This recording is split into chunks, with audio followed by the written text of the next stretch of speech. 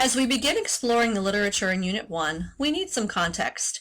Remember that as we move through this year, we'll be analyzing American literature through the theme of the pursuit of happiness, but also through the lens of our nation's history and literary heritage. Unit 1 covers a broad period of time I like to refer to as our nation's birth, but it not only includes the literal forging of our independence, but also the birth of our nation's literary identity. That being said, we will move beyond 1776 and the signing of the Declaration as we talk about our nation's birth.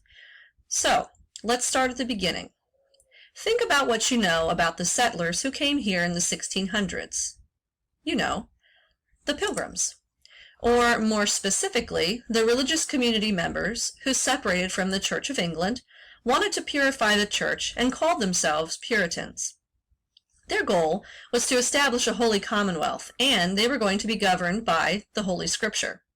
You might recognize some of their names: Cotton Mather, Reverend William Burroughs, William Bradford, Reverend Samuel Parris, and even our first real American poet, Anne Bradstreet, was among the Puritans. Yep, that's right. Our country's first poet was a female. These Puritans weren't the only pilgrims to make the journey to the New World. Merchants, adventurers, and even convicts also boarded ships headed for the New World either by order of the king or by their own will. Many of them had hope of a new life. Many others had hope of wealth and undiscovered treasure.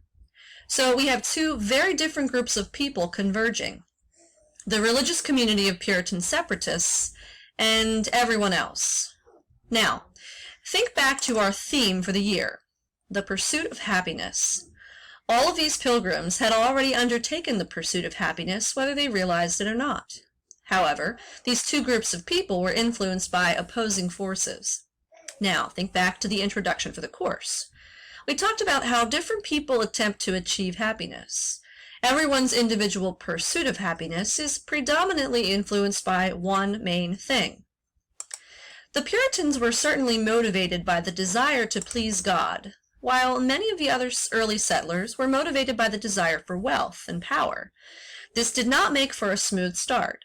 In fact, the uncertain and fearful atmosphere of the early American life, mixed with interactions of the Native Americans, led to some of the darkest days in our nation's history, including the Salem witch trials. We'll read about that when we get to Arthur Miller's controversial play, The Crucible, later this year.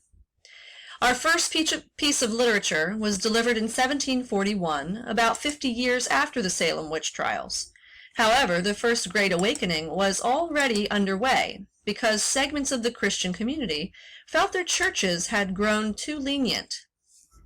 In less than 100 years, from the time Jonathan Edwards delivered his famous sermon, Sinners in the Hands of an Angry God, Washington Irving, our nation's first recognized literary artist, demonstrated how by the mid-1800s in America, Puritanism had faded, and the desire for wealth and power began to influence beliefs, actions, and the American lifestyle.